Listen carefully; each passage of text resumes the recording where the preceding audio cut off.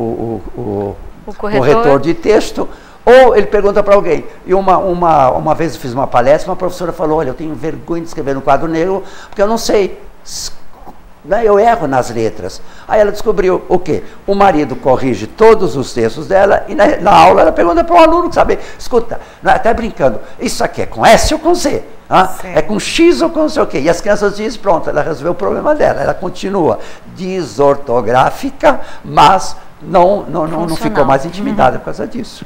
Embora os linguistas também coloquem aí que há um problema nos próprios fonemas, né? Na relação dos seus fonemas, que nós pronunciamos um fonema com o som de Z, mas na verdade escrevemos com S. Então também tem a ver com a etimologia da linguagem, mas evidentemente há esses fatores também, que é a desortografia, né? Que é algo mais acentuado. Eu vejo que uma das melhores formas de comprovar as questões das neurociências relacionadas à educação é a própria observação.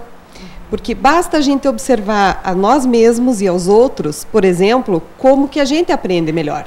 Então, algumas pessoas, quando precisam estudar para uma prova, prestar um concurso, defender uma tese, enfim, gravam e ouvem. Por quê? Porque já se descobriram, já se observaram em si próprias, que o seu canal de entrada de informações facilitador é a audição, por exemplo. Sim. Outros precisam escrever, precisam anotar, quando o professor está falando, precisam tomar nota e ler isso depois. Então, são mais sinestésicos, precisam usar o corpo, precisam usar a visão, enfim. Então, isso tudo comprova, né, a atuação das neurociências nos processos de aprendizagem, nas situações da vida. Essa eu acho que é uma boa forma de comprovar isso. Certo. Bem, vamos então caminhando para o encerramento desse bloco, e eu quero deixar a segunda questão norteadora, que nós iremos discorrer sobre a mesma ao longo do terceiro bloco. Bom, nós já falamos um pouquinho sobre a importância dos diagnósticos de doenças que afetam a cognição, né, e o desenvolvimento infantil para a educação. Agora, de que forma então, como o professor pode contribuir para o desenvolvimento do cérebro de seus alunos? De que forma, então, ele precisa ter mais conhecimento das neurociências? Enfim, de que forma esse professor que está atualmente em sala de aula pode contribuir para o desenvolvimento do cérebro de seus alunos? Acompanhe conosco. Já voltamos.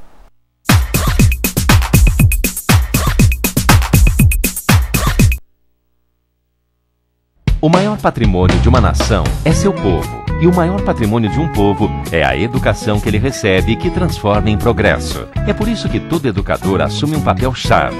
E ele começa não na tarefa de educar, mas sim na de aprender com os melhores profissionais, atualizando-se e fazendo uma especialização com quem há mais de um século trabalha na arte de ensinar com qualidade. FAI, porque só quem tem a maior tradição no ensino é que pode oferecer a melhor pós-graduação em educação.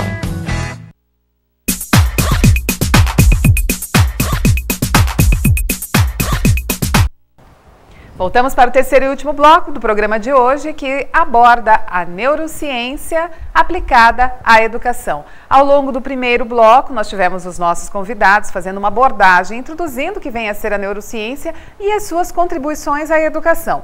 No segundo bloco, então, os nossos convidados responderam sobre a questão norteadora, de que forma as neurociências estão contribuindo e estão no cenário atual e o contexto atual das neurociências aplicadas à educação. E agora, para o nosso terceiro bloco, nós teremos os nossos convidados respondendo sobre como o professor pode contribuir para o desenvolvimento do cérebro de seus alunos. Vamos começar então, professora Gislaine? Vamos lá. Em primeiro lugar, o professor tem que compreender que os seus alunos aprendem de forma diferente uns dos outros. Então, aquele modelo tradicional de aula, de sala de aula, carteiras enfileiradas, o professor falando, o aluno ouvindo e depois apenas reproduzindo, executando as mesmas atividades para a turma inteira, isso não funciona. Ah, mas no meu tempo funcionava, eu aprendi assim. Ok, mas não aprendeu com a qualidade que poderia ter aprendido. Hoje a gente aplica uma qualidade muito maior à educação. A educação precisa dessa qualidade muito maior. Então, em primeiro lugar, o professor tem que ter isso em mente. Diversidade. Eu não posso ter um único planejamento, uma única atividade para uma turma inteira. Nós temos que pensar que nós temos... quem é professor está nos assistindo, ou mesmo pais podem observar isso nos seus filhos.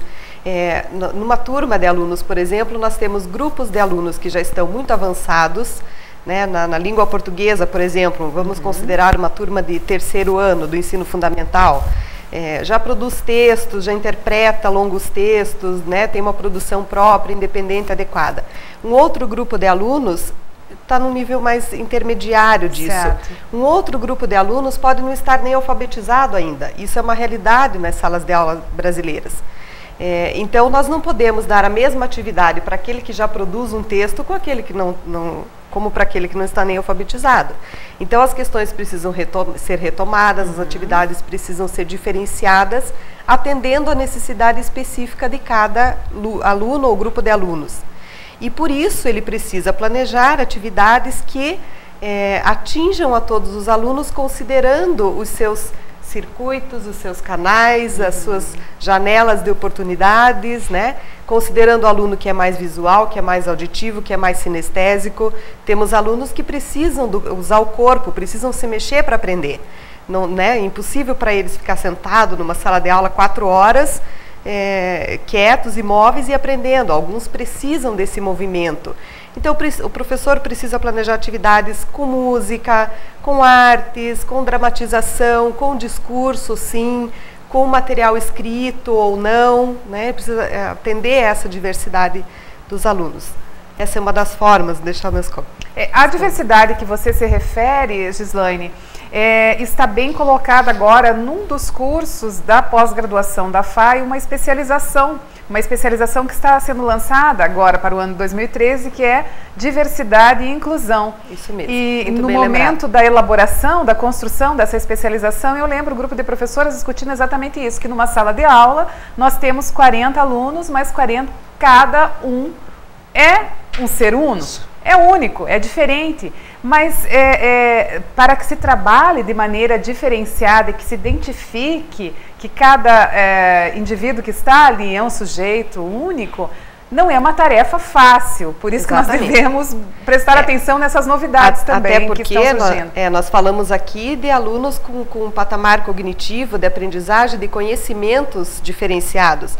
Mas nós não podemos esquecer que dentro desse grupo de 30 a 40 alunos, nós ainda teremos alunos cegos, alunos surdos, alunos com deficiência intelectual, com deficiência física.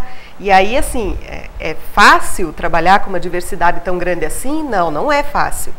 É complexo, é difícil, demanda muito trabalho, muito compromisso, demanda uma integração muito grande de toda a equipe da escola, equipe pedagógica, administrativa, auxiliando esse professor, mas o professor precisa ter essa visão e precisa ter essa atuação diferenciada, né? De não tratar todo mundo igual, porque eles não são todos iguais. E uma formação também cuidadosa, né? Não só a formação inicial, como também a formação continuada, e aí o professor também pode buscar especializações como essa. Isso que eu ia dizer, o primeiro passo para uma professora hoje que quer ter mais elementos para trabalhar com a aprendizagem dos seus alunos, é realmente se reciclar ou fazer um curso de neuropsicologia. Por quê? Ela tem que ter alguma noção do que seja o neurônio, como os neurônios trabalham entre si. Inclusive, uma coisa muito importante, nós não falamos aqui, não é? Esses bloqueios afetivos, como por exemplo aquelas crianças da guerra, são bloqueios afetivos. Então tem todo um mundo entre a afetividade e a cognição. Então diz, mas como que essa criança não aprende? Ela tem capacidade para aprender, ela tem cérebro para aprender, só que esse cérebro está bloqueado e esse bloqueio é afetivo. Então, e o cérebro nosso, ele não faz distinção entre afeto e a cognição, não é? Entre aquela cérebro disputa que sempre havia, entre razão e emoção. Isso não existe no cérebro. O cérebro trabalha as duas coisas juntas, mas em algumas crianças é a parte emocional que está bloqueada. Como em outras crianças, essa parte emocional não existe. Então, aquela pessoa fria, calculista. Não é? Então, eu acho que o professor que quer ter hoje mais elementos para trabalhar, inclusive essa diferença, não é? Trabalhar, por exemplo, a inclusão da criança, tem que ter alguma noção de neuropsicologia. Hoje é essencial. Então, faça um curso de pós-graduação nessa área, procure se formar. Há livros muito interessantes que têm sido publicados no Brasil agora, dentro dessa área, tem que se meter nisso aí. tendo ocasião, não deixe de fazer um curso desse. Sem dúvida. E dentro disso é importante a gente pensar que uma das principais áreas do nosso cérebro responsável por esse novo aprendizado são os nossos hipocampos, que fazem parte do sistema límbico, que estão relacionados com as emoções. Então, muitas vezes, por conta de um trauma, ou mesmo quando você tem uma motivação para o aprendizado, daí a importância também do professor de estar atento, pensando nessas diferenças e motivando o seu aluno, porque isso pode ser um facilitador para esse processo de memorização e de aprendizado. Sem dúvida. E, Denise, nós comentávamos antes de iniciarmos a gravação alguns casos de familiares que acabam não dialogando com a escola da maneira como deveriam e buscando uma participação com a escola. Então, sabe-se, já tem diagnosticado que o seu filho tem alguma deficiência, tem algum déficit, ou é uma dislexia, um TDA, mas enfim, não levam esse diagnóstico para a escola por alguma razão, não querem proteger, acham que vão ser marginalizados, discriminados, e isso também acaba comprometendo bastante. E eu estava lembrando que você falava também sobre o tratamento dos transtornos como o TDA. E a Gislaine colocava para nós que as práticas também precisam ser variadas, diversificadas, para trabalhar com um grupo grande de alunos. Para o caso do TDA, práticas também e que envolvam o audiovisual, ou então a escrita, ou então só a leitura do texto verbal. Isso é bastante importante para o desenvolvimento, para o tratamento, na verdade, em sala de aula, para a aprendizagem, melhor dizendo. Não é bem o tratamento, é a aprendizagem no dia a dia de sala de aula.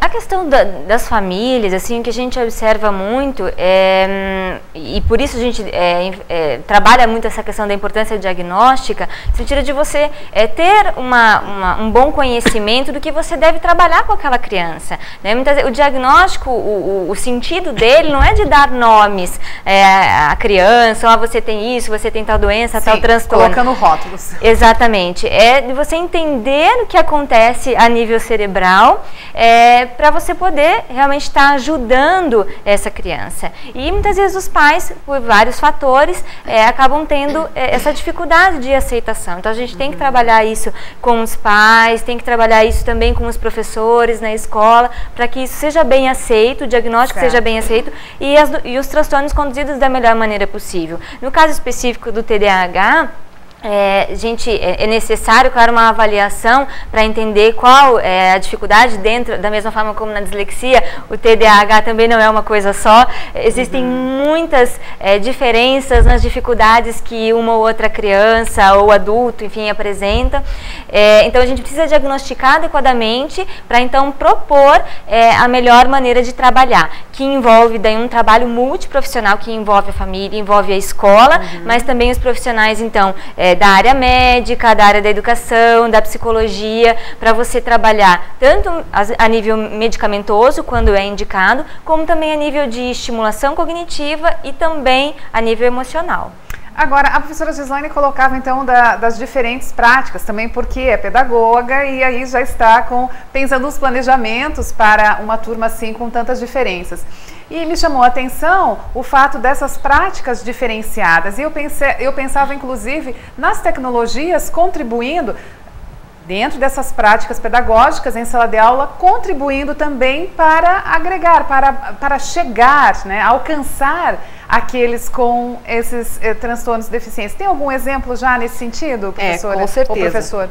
Nós temos algumas escolas, a maioria delas, né, pelo menos das que eu conheço, a imensa maioria, faz uso da tecnologia em sala de aula ou nos laboratórios, aplicada à educação, e não dá para fugir disso, né? Hoje, se você não tiver uma tecnologia, um computador, um software adequado, um game, né, que apesar de vilão, muitas vezes ele é ao contrário, né? Ele traz benefícios para as crianças, para a aprendizagem, para o desenvolvimento do cérebro e tudo mais. Se não houver isso, a escola está fadada ao fracasso, porque isso chama a atenção das crianças, motiva, estimula e tudo mais. Então, nós temos visto, sim, o uso de tecnologia precisa ser aliado à educação, até por favorecer canais também, audiovisuais, e alcançar alguns. Eu estava fazendo essa pergunta também, pensando em outra especialização da pós-graduação da FAI, que é a área de educomunicação, que um dos seus eixos é justamente trabalhar a tecnologia aplicada à educação. Mas claro, é óbvio, não é? Hoje alguém que não... Essas crianças já nascem dentro do computador, não é? Não sabe nem ler e escrever, mas já sabe acionar, entrar e procurar alguns programinhas deles, não é? Então, inclusive até para tratar com TDAH, não é? Uma criança que tem um déficit de atenção. Se ela descobre que o computador é um brinquedo, é brinquedo para ela. Como, aliás, toda aprendizagem é brinquedo, sabia? É um brinquedo, toda aprendizagem. Né? Aprendi uma palavra nova, aprendi uma frase nova, aprendi uma língua nova, aprendi... Então, é um brinquedo. Então, a criança, usando esse brinquedo, ela se motiva, a motivação é essencial. A Denise acabou de falar, sem motivação não há aprendizagem, esqueça. Não é? E como que a criança se motiva e como que ela corrige até o seu déficit de atenção? Trabalha no computador. De repente, escuta, se ela é capaz de ficar meia hora num programa de computador que é interessante para ela, tenho certeza, a correção do TDAH dela é imediato, viu? Só que a aula é uma chatice, total. Então ela tem todo o direito de não prestar atenção naquela chatice. Agora, no computador, como é interessante, ela desenvolve. E daqui a pouco ela fica 15 minutos, daqui um certo tempo, meia hora, uma hora, você diz que acabou. Não é? Se ela tiver uma atividade intelectual, de aprendizagem interessante, ela fica... o TDAH desaparece. É interessantíssimo. Então, hoje tem que usar a tecnologia, mas aí começa. O professor tem que ser o primeiro a ter um conhecimento e saber usar, porque também se eu deixo a criança com o computador e ela faz o que ela bem entende, ela vai descobrir umas brincadeirinhas dela, vai ficar lá. Não? Quer dizer, não vai progredir. Então, o computador é um meio, é uma linguagem. Uma vez que aprende essa linguagem, tem que ser usada em várias manifestações, em vários campos, em vários setores, aí a criança vai aprender. Um meio para se chegar a um objetivo, que é a aprendizagem. Para chegar a uma finalidade. Por isso, também, as tecnologias precisam estar colocadas dentro do planejamento pedagógico, né? Serem utilizadas com um objetivo bem específico, muito bem planejado. Não apenas para tornar a aula mais agradável, para chamar a atenção dos alunos, não é? Aí nós trabalharíamos com as tecnologias aplicadas à educação. Então, nós temos